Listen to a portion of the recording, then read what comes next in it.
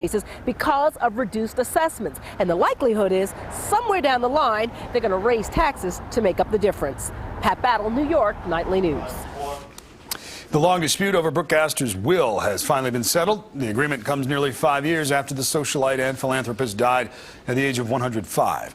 The settlement frees $100 million for charities. It also cuts more than half the amount going to Astor's son, Anthony Marshall.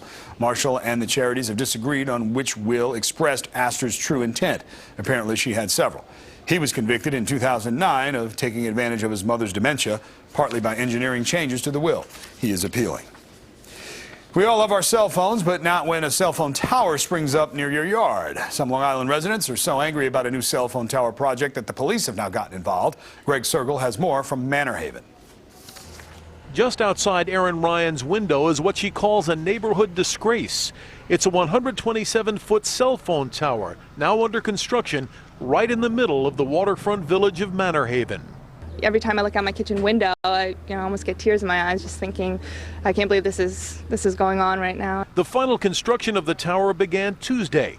Private security guards and police were called in to protect workers as residents fumed.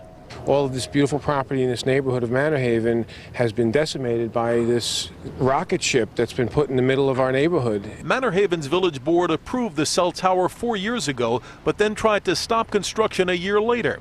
Last month, a federal judge sided with AG Towers, the cell tower company, and that cleared the way for construction. Where the developer has chosen to locate the tower, it's too close to residential homes. As this tape measure shows, the distance between the fence surrounding the cell tower and the closest home is roughly about 10 feet. The cell tower itself is another 20 feet away, so in all, the total distance separating the cell tower and the nearest home is about 30 feet. We have health concerns. We have a lot of children that live on the block, and we don't know what kind of, health risk we're at. The lawyer for AG Towers defends the construction, saying we built the tower where the village told us to build it. Why this location was chosen is unclear. No one from the village board that okayed the deal could be reached for comment.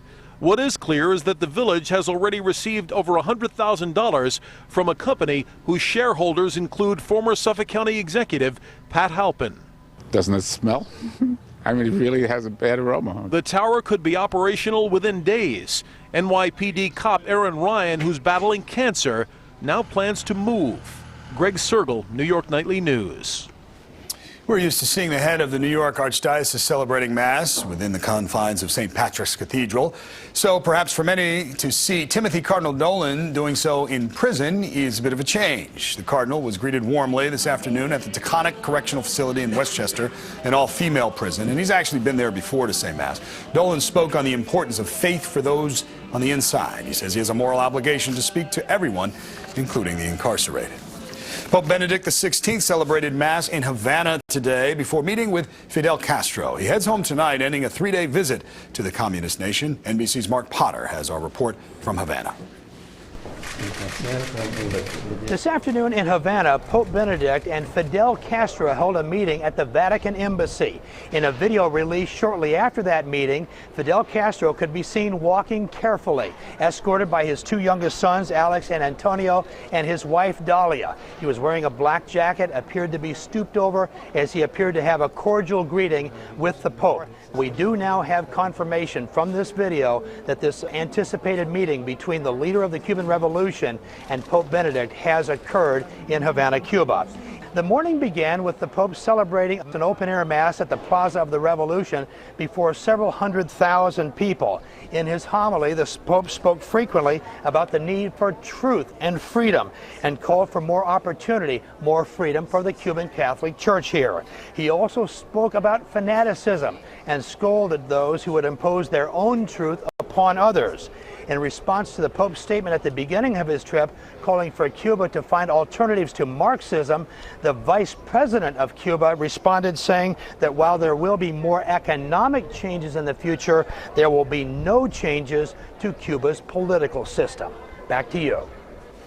NBC's Mark Potter covering the Pope's visit. Joining us now to discuss the impact of the Pope's trip to Cuba is Robert Brancatelli. He's a professor of religious education at Fordham University. Professor, thank you for being here. You're welcome. Thank you. I guess we'll start right there with the headline of the Pope's meeting with Fidel Castro. A couple of things. We see Fidel Castro, for all those doubters there, he is still there, although frail. The significance of this, in your eyes, this meeting? I think this was very interesting. I think on two levels. I think it shows that Castro, that there's stability in the regime. I think he wants to be able to say that there's continuity. I think that the latest count is he has withstood 11 presidents and 6 popes. So I think he wants to show that there's stability on the island, and frankly, stability behind the model, the economic and political model that he's espoused. I think also that it's been interesting too for the church, because the church has shown by Pope Benedict meeting with Fidel Castro that he can criticize the regime at the same time that he can engage it. And so I think that there's stability on the church's end as well. So I think there's a bit of posturing that probably is good for both sides. Yeah, a bit of a delicate dance there diplomatically, it seems as if they did that. Yeah. And by the way, the Pope apparently also criticizing the U.S. embargo. Did you find that interesting at all? I think that what Pope Benedict is interested in doing is to put the focus on the people. And I think out of all of this, we can say whether this was a good visit or a bad visit. I think overall it was a tough visit. Okay. It's tough to do. How so?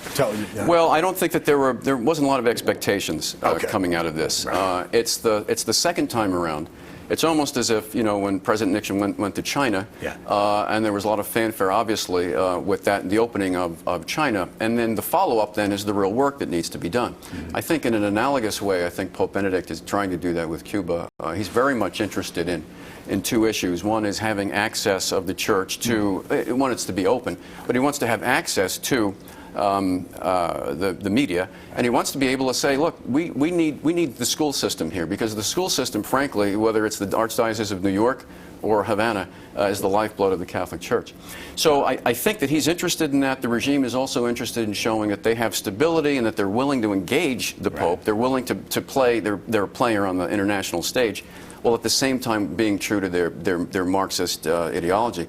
I have to say this, looking at it just from the outside perspective, it was tense enough so it was almost as if it reminded me of a visit to the in-laws. It's required and you have to do it and you will continue to do it, but there's not a whole lot of joy or expectation in it.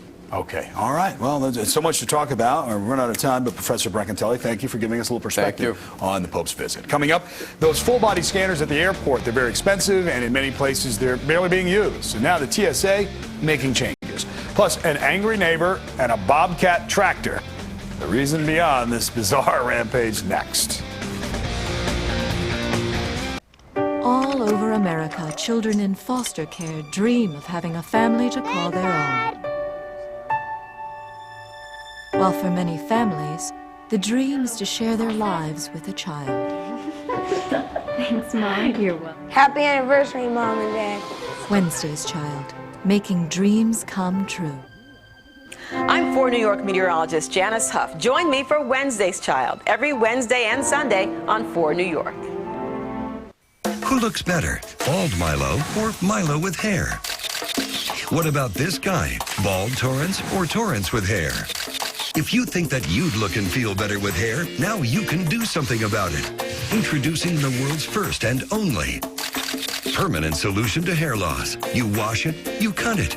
It's your own real, naturally growing hair. When it comes to hair restoration, no one in the world has more experience than Bosley. The results look completely natural and are affordable on nearly any budget. To find out more about this clinically proven and permanent solution to hair loss, call now to receive your free no-obligation information kit. It'll answer all of your questions about hair loss and hair restoration. Plus, we'll also send you this $250 gift certificate just for calling. Every day you wait, you're losing more hair. So what are you waiting for? Choose hair. Choose Bosley. Call 1-866-864-6156. That's 1-866-864-6156. I know that some New Yorkers can't afford food. How many people are we talking about here? 5, 6, 10,000, 15,000, 20,000? 30,000.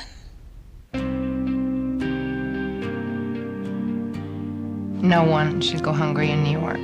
Stop. Stop hunger. Now.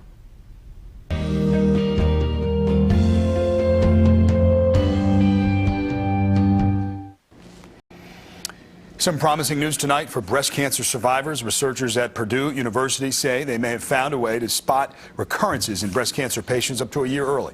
They say it all has to do with markers found in blood samples from breast cancer survivors. In their tests, those markers were able to detect twice as many recurrences than the tests used today. The research is still being examined, but those researchers say they hope to have the newer test available later this year. We all know about those full-body scanners at the airport that have caused all kinds of controversy over the past few years. Tonight, the TSA is facing even more scrutiny because of a new report showing that some of the very expensive scanners have been placed in terminals where they're rarely used. Scott Gordon reports. Hands up. After some initial concerns over those full-body airport scanners, passengers seem to be getting used to them. It doesn't bother me. I'm practical. You don't have to take all your earrings off. I mean, it's a little bit better. But now the Transportation Security Administration, TSA, is coming under fire for where it's stationing the machines. They cost $250,000 apiece. TSA has 6